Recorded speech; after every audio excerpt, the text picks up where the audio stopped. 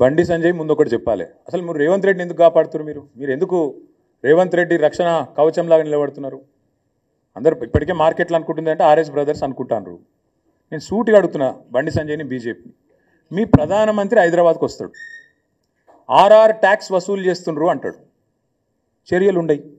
150 రూపాయలు per square feet బిల్డర్ల దగ్గర వసూలు చేస్తుండ్రు. నేను మున్సిపల్ మంత్రిగా పనిచేసిన 10 ఏళ్ళు, మా హయాంలో 0 కరప్షన్. ఇట్లా దిక్కుమాల ట్యాక్సులు పెట్టలే మేము. నువ్వు ఇప్పుడు 150 రూపాయలు పర్ స్క్వేర్ ఫుట్ మంచిగా నిలబెట్టి వసూలు చేస్తున్నావు. ఇది వాస్తవం. చేతనైతే బండి సంజయ్ని, బీజేపీని చర్య తీసుకోమనండి. నేను ఢిల్లీ పోయినా, ముఖ్యమంత్రి గారు అన్ని నిబంధనలు తుంగలో దొక్కి మీ అమృత్ పథకాన్ని వాళ్ళ బావమరిదికి అప్పచెప్పిండు సృజన్ రెడ్డికి అని చెప్పిన. ఇప్పటి వరకు చర్య లేదు, కనీసం విచారణకు ఆదేశించలేదు. పొంగులేటి శ్రీనివాసరెడ్డి ఇంటి మీద ఈడీ రైడ్ అవుతుంది, అది బ్రహ్మరహస్యం, ఎవరికి తెలియదు. ఈడీ చెప్పది, పొంగులేటి చెప్పడు. అసలు first of all BJP Revanth Reddy ప్రభుత్వాన్ని ఎందుకు కాపాడుతుందండి? ఇంత అవినీతి జరుగుతుంటే అమృత్లో, ఆర్ఆర్ ట్యాక్స్ రూపంలో, ఈడీ రేట్లలో మొత్తం కోట్ల రూపాయలు దొరికినా ఎందుకు బయట పెడతలేరు? ఎందుకు రేవంత్ రెడ్డిని కాపాడుతున్నారు? మీకేంది మొహమాటం? మీకున్న ఆబ్లిగేషన్ ఏంది? రేవంత్ రెడ్డి గారు ఏమైనా రూపాయి గారు ఒప్పందం ఉందా? ఏమైనా అండర్స్టాండింగ్ ఉందా? చేరుతా అన్నాడా మీ పార్టీలో? ఏంటి చెప్పండి. అసలు ఆ మాటలు మాట్లాడకుండా ఏదో సొల్లు మాటలు తెల్లారలేస్తే ఆయన ఈయన తిట్టినట్టు, ఈయన ఆయన తిట్టినట్టు, రాహుల్ గాంధీ కులము, మోడీ కులము, ఇవి కాదు కదా ప్రజలకు కడుపు నింపేది.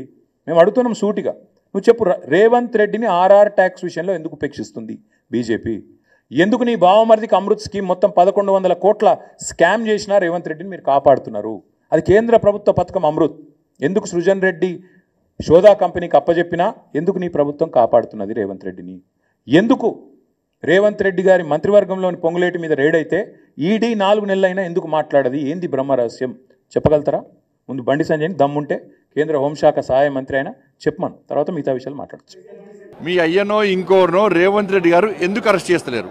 ఎంక్వైరీ పూర్తయినప్పుడు కూడా డ్రగ్స్ కేసులో నిన్ను కానీ ఇక నీతో పాటు గ్యాంగ్ ఉంది కదా, మాఫియా గ్యాంగ్, వాళ్ళందరి మీద ఆరోపణలు వచ్చినాయని ఇదే రాష్ట్ర ముఖ్యమంత్రి గారు చెప్పినప్పుడు కూడా మీ మీద చట్టపరమైన చర్యలు ఎందుకు తీసుకుంటలేరు చెప్పాలి.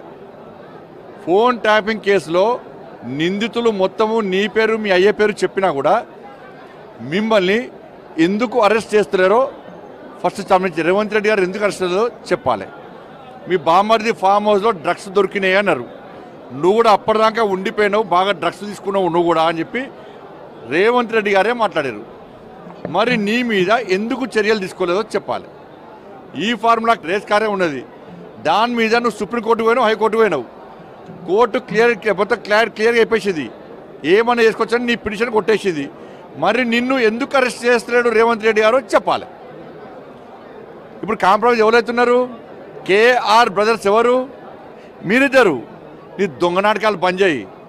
నీ బతికేంది, నువ్వేంది, ఏదో బిచ్చ బతుకునేది, ఇంకా హాకారం పోలే నీకు బిడ్డ. నన్ను ఇంకొకసారి అంటే నీ బండారం అంతా బయట, నీ మొత్తం నీ చరిత్ర మొత్తం బయటపడతా, మొత్తం డాటా నగర్. నువ్వు సవాల్ చేయనాను, నువ్వు నా సవాల్ చేయి, చరిత్రకు సిద్ధమని చెప్పాను. నీ చరిత్ర బయట పెట్టడానికి నేను సిద్ధము, పర్సనల్గా పోవద్దనే పోతలేను. నువ్వు నా సవాళ్ళకి సిద్ధమా చెప్పు, నీ బయట పడతా. నేను లీగల్ నోటీస్ ఇచ్చినావు, పిరికి పందులకి పారిపోయిన పిరికి పందవు నువ్వు.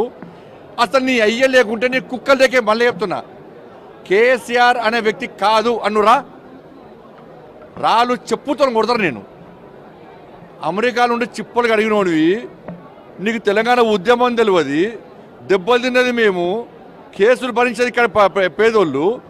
నువ్వు ఛాయలు పోసి, దోశలు వేసి, కూరగాయలు అమ్మి, ఫోటోలు దిగి, జేఎస్ఎల్ ధర్నా వేస్తే మధ్యలో పింక్ కలర్ జెండా పెట్టి జై జై అని నువ్వు రాజకీయ పాపం గడుపుకునే మూర్ఖునివి, ఒక ఫాల్తు రాజకీయ నాకునివి. నువ్వు నా గురించి మాట్లాడేది? నేను మా నాయన పేరు చెప్పి రాజకీయాలు రాలే, మా తాత పేరు చెప్పి రాజకీయాలు రాలే. డైరెక్ట్ ఎన్నికల్లో పోటీ చేసి గెలిచి నమ్మిన సిద్ధాంతం కోసం మొదటి నుంచి ఫైట్ చేసి కేసులు భరించి జైల్లోకి పోయి లాఠీ దెబ్బలు తిని వచ్చిన కార్యకర్తను, సామాన్య కార్యకర్త నేను. నువ్వేం చెప్పు?